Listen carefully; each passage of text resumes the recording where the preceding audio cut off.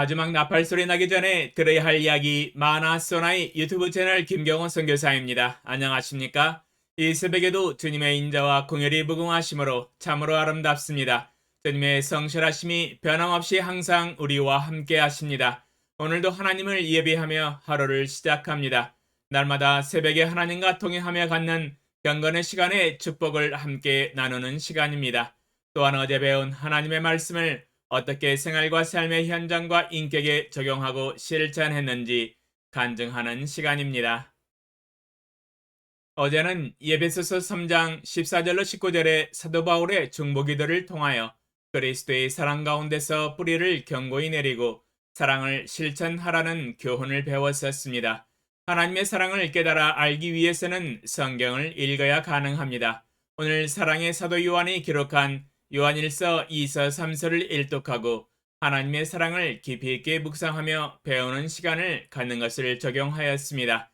요한일서 2서 3서를 읽으면서 많은 것을 배웠지만 한 가지만 나누겠습니다.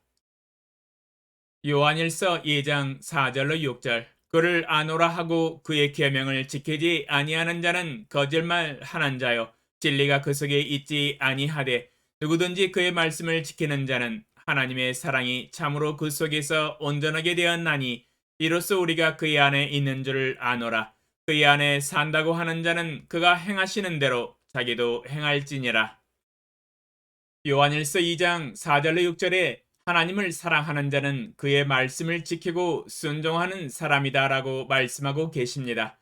또한 순종하는 사람은 바로 하나님의 사랑이 참으로 그 속에서 온전하게 된 것입니다 라고 요한 사도는 증거하고 계십니다.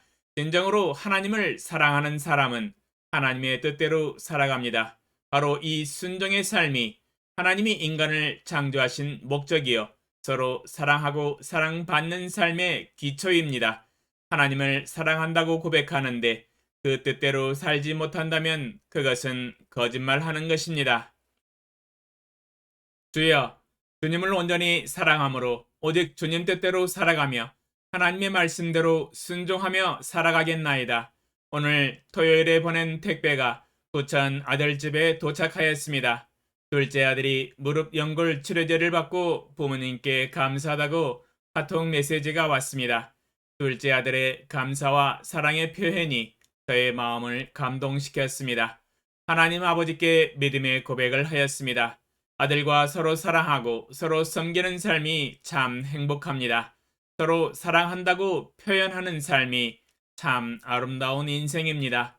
그러면 오늘 새벽에 하나님과 동행하며 가졌던 경건의 시간의 교훈과 축복과 적용사항을 함께 나누겠습니다. 예배소서 4장 30절 하나님의 성령을 근심하게 하지 말라. 그 안에서 너희가 구원의 날까지 인치심을 받았느니라. 주제 하나님의 성령을 근심하게 하지 말라. 묵상 내용 하나님의 성령을 근심하게 하지 말라고 엄중하게 경고하고 계십니다. 왜냐하면 우리는 주 예수 그리스도 안에서 거듭나 새 생명을 얻었을 뿐만 아니라 구원의 날까지 성령의 인치심을 받았기 때문입니다. 우리가 예수님을 믿을 때 하나님은 우리 마음 안에 주의 보혜사 성령 하나님으로 들어와 계십니다. 고린도전서 6장 19절로 20절 너희 몸은 너희가 하나님께로부터 받은 바 너희 가운데 계신 성령의 전인 줄을 알지 못하느냐. 너희는 너희 자신의 것이 아니라 값으로 산 것이 되었으니 그런즉 너희 몸으로 하나님께 영광을 돌리라. 고린도전서 6장 19절로 20절에 우리 몸은 하나님께로부터 받은 바 우리 가운데 계신 성령의 전이라고 말씀하고 계십니다. 우리 마음 안에 주의 성령이 계신다고 증거하고 계십니다. 그러므로 우리는 성령 하나님이 계시는 거룩한 성전입니다. 요한계시록 3장 20절 볼지어다 내가 문 밖에 서서 두드리노니 누구든지 내 음성을 듣고 문을 열면 내가 그에게로 들어가 그와 더불어 먹고 그는 나와 더불어 먹으리라.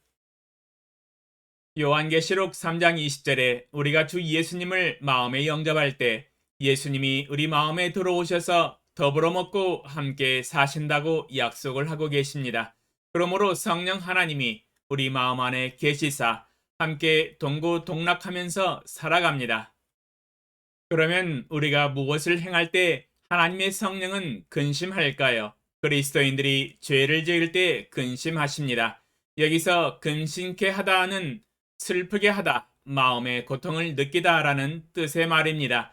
우리 속에 계시는 성령님께서 우리가 하나님의 말씀대로 주님의 뜻대로 살지 못하고 불순종하며 죄를 지을 때 성령 하나님은 마음에 슬퍼하시고 고통스러워하시며 근심하십니다. 창세기 6장 1절로 6절 사람이 땅 위에 번성하기 시작할 때에 그들에게서 딸들이 나니 하나님의 아들들이 사람의 딸들의 아름다움을 보고 자기들이 좋아하는 모든 여자를 아내로 삼는지라. 여호와께서 이르시되 나의 영이 영원히 사람과 함께하지 아니하리니 이는 그들이 육신이 됨이라. 그러나 그들의 날은 120년이 되리라 하시니라.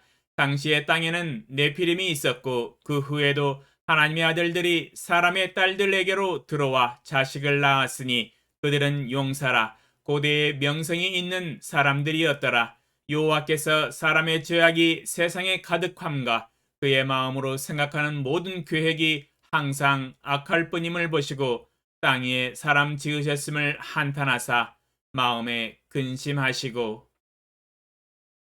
창세기 6장 1절로 6절에 홍수로 멸망하기 전 이 땅의 사람들이 번성하여 넘쳐나고 사람들이 하나님 앞에서 범죄를 하였을 때 하나님의 마음이 슬퍼하시고 고통스러워하시며 근심하셨던 것을 볼 수 있습니다.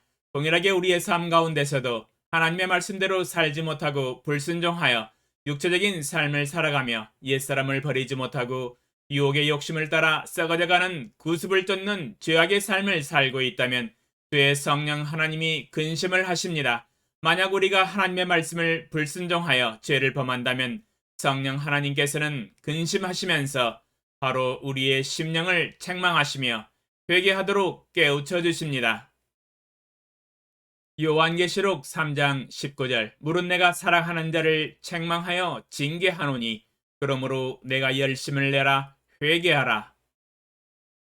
요한계시록 3장 19절에 성령 하나님께서 근심하실 때 우리를 책망하시고 징계를 하십니다. 그러므로 성령 하나님의 책망을 받고 징계를 받을 때에 죄악을 회개하고 돌이켜야 합니다.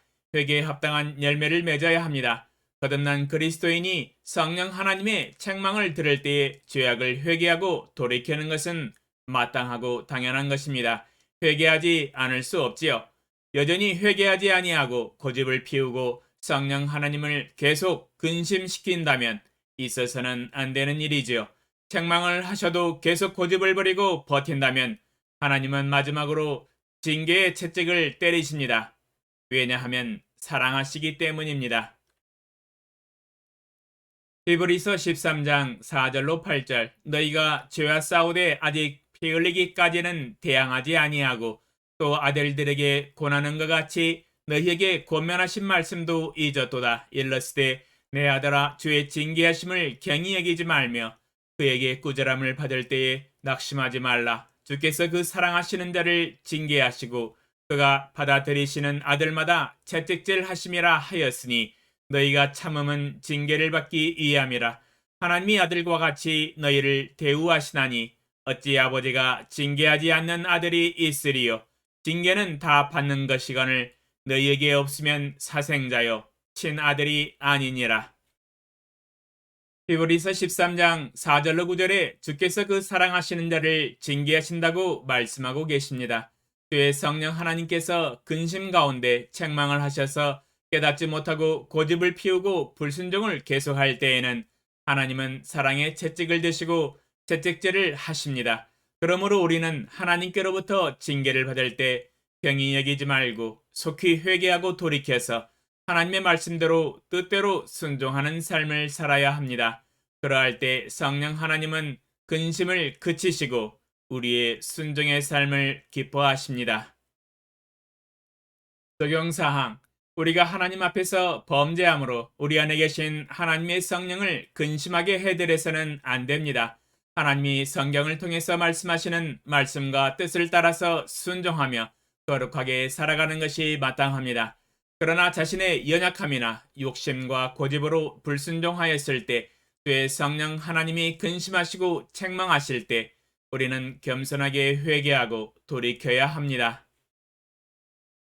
성령 하나님이 책망을 하시는데도 회개하지 않을 때는 하나님의 엄중한 징계의 채찍질을 피할 수 없습니다. 만약 하나님의 징계가 임할 때에는 더욱 겸손히 하루속히 회개하고 돌이켜야 할 것입니다. 이는 하나님의 아들로서 마땅한 회개입니다. 왜냐하면 성령 하나님이 우리와 함께 하시고 우리가 마땅히 행할 길로 걸어가며 하나님 앞에서 거룩하고 온전하고 흠이 없는 삶을 살아가기를 원하시기 때문입니다. 오늘 기도하는 가운데 하나님 앞에서 불순종의 죄를 통하여 성령 하나님을 근심하게 하는 것은 없는지 살펴보게 하시고 주의 성령 하나님께서 저를 깨우쳐 주사 깨닫게 하시고 돌이키게 하소서. 또한 주의 성령의 능력으로 하나님의 말씀을 온전히 순종하여 주의 성령 하나님을 근심시키는 일이 없도록 깨어 근신하게 하소서. 예수님의 이름으로 기도합니다. 아멘. 2022년 4월 18일 월요일 새벽 5시